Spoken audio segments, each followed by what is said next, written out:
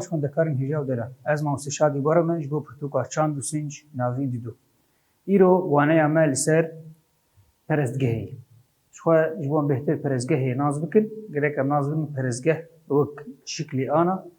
û dema berê de ne wek hevbû. Xwe em bêjin di dema berê de perestgeh wek cihekî kombûna civakê bû,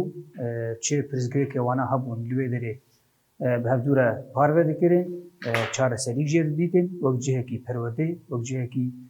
kombûna mirovan ji bo danûstandinan, ev xas tiştê hanê di hundirê perestgehê de dihat çêkirin. Xwe ji bo em bêhtir perestgehê jî naz bikin, em dikarin pêjîn perestgeh çi ye? Li gorî wateya teolojî xwe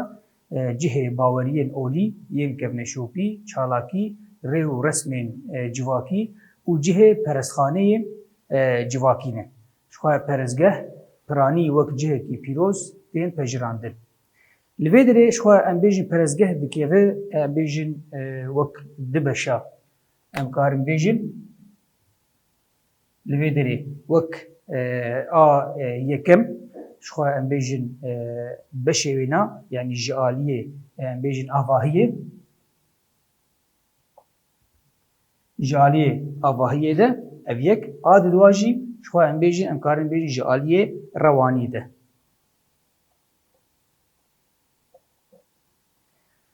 Ji aliyê em bêjin avahiyê çawa yanî ji aliyê şiklê avakirina em bêjin wê perestgeha anê. û aliyê rewanî jî xwe em bêjin li gorî ola wê na yan jî gorî ew baweriya em bêjin di hinê wê perestgeha anî de tê çêkirin. Xwe avahî her tiştê got em bêjin di heger camî bin yan jî heger em bêjin dêr bin. Xwe wexta got şiklê wê na dinare rêw rêbazî avahiya wê na gelek tişt li ser wê dêra hanê yan ji wê camiya hanê heye yan jî heger em bêjin çi cihekî yan jî çi perestgehek hebe. Ew perestgehê hanê çi şiklê got li ser hebin, çi em bêjin nexşeyên got li ser hebin, çi her tiştê got li ser hen xwe biwatene. Li gorî wê na jî mirov naz dike ka ev kesî hanê di çi dîrok bi war derbas bûyî ola wana girêdayê çi ye? Heger em bêjin agir li ser be, heger em bêjin heger wek şiklê heyvê li ser be, heger em bêjin wek av be yan jî herek li gorî baweriya xwe. Li vê derê mirov naz dike li gorî avahiya got em bêjin hatî kirin yan jî ew perestgehanê çilo hatî ava kirin, mirov naz dike bi kîja şiklî yan jî ev girêdayî çi ne. Wekî din jî wexta got em bixwazin ji aliyê rewanî de wek wexta got mirov dabij dike, xwe li vê derê jî çi heye? Ew baweriya hanê ka girêdayî çi ye? Heger ola Îslamê be, heger xristiyan be yan jî wekî din xwe li gorî wê na jî em naz dikin ka ev kesî hanê xwe wexta got mirov dikeve hem derê camiyekê de wek ola Îslamê Quran tê de ne. Ew kesî hanê li gorî wê na li mêj dikin, heger mirov derbasî hindirê kenîsê dibe. Xwe li gorî wê na jî mirov naz dike ka ev kesî hanê încîlê wana tê de ne, li gorî mêjê wana, li gorî em bêjin rêw rêbazê baweriya wana, ola wana mirov naz dike xwe ev kesî hanê jî girêdayî çolê ne. Wekî din jî xwe wek belavbûna em bêjin perestgehan kevnbûna wana heya kîja asteyê kevne. Xwe li Kurdistanê Xarabreşkê wek navendekî perestgehan civakî, perestgehên civakî hatî dîtin. Xwe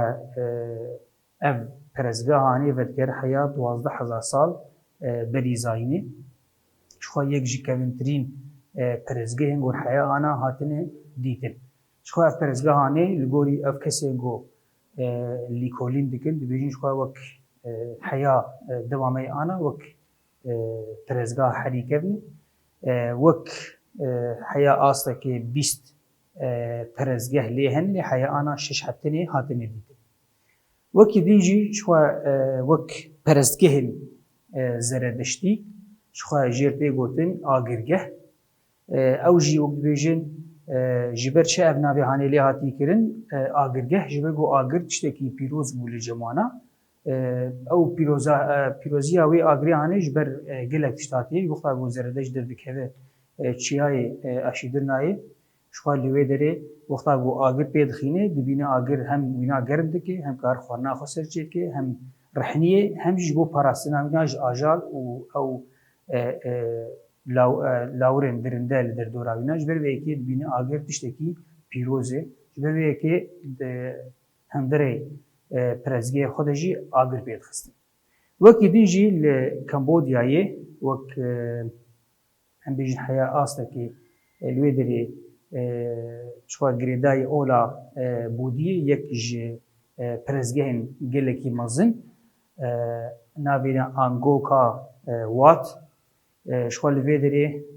جیهانی ده پرزگاه هری مزنه او شخوا لکمبودیایه وکی دینجی لهنده شخوا وک پرزگهن سیخ هنه او پرزگهانه جی شخوا جد بجن گردوارا اف جی وک پرزگهن کردن یک جوانا پرزگه آزیرین سال 1574 هاتی آوا کردن شخوا پرزگه آزیرین جرده گردن لوی داره شخوا سر دسته گورو رام داس هاتی آوا کردن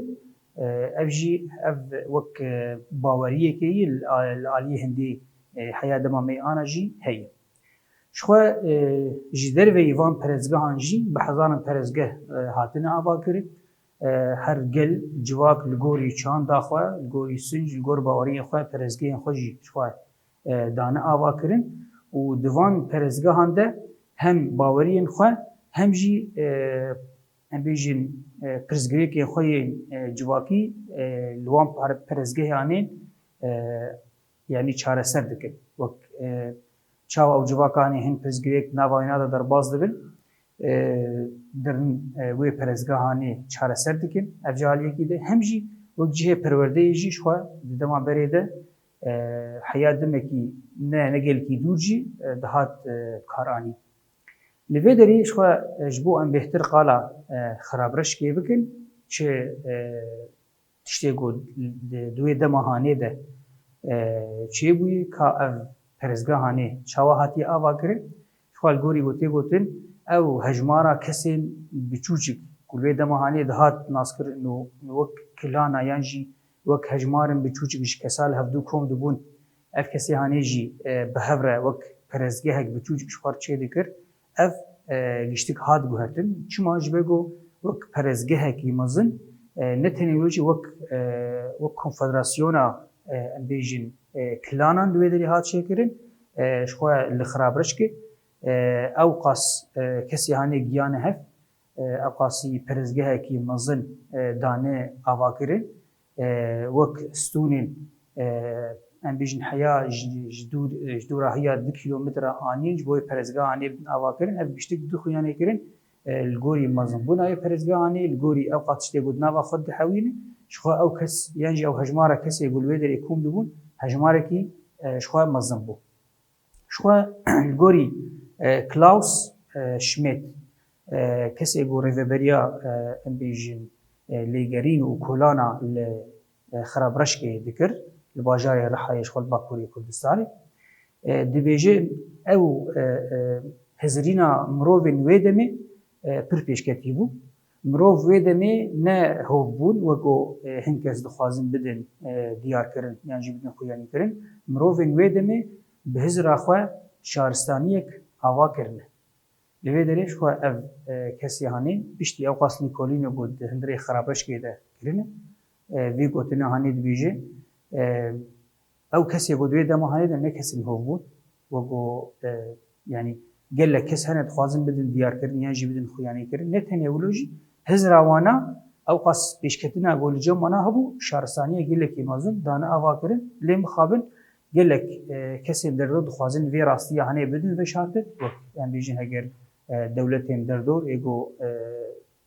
آخا کردستان داگر کرنه دخوازن هر تو مدایم او راستی هانی بی و شرط افاس آگاهی هانی سر جهه بیجن پیروز در نکردن سر دیرو کوا کسی در دور یعنی جملتی در دور در نکردن جو او هر تو مدایم خواه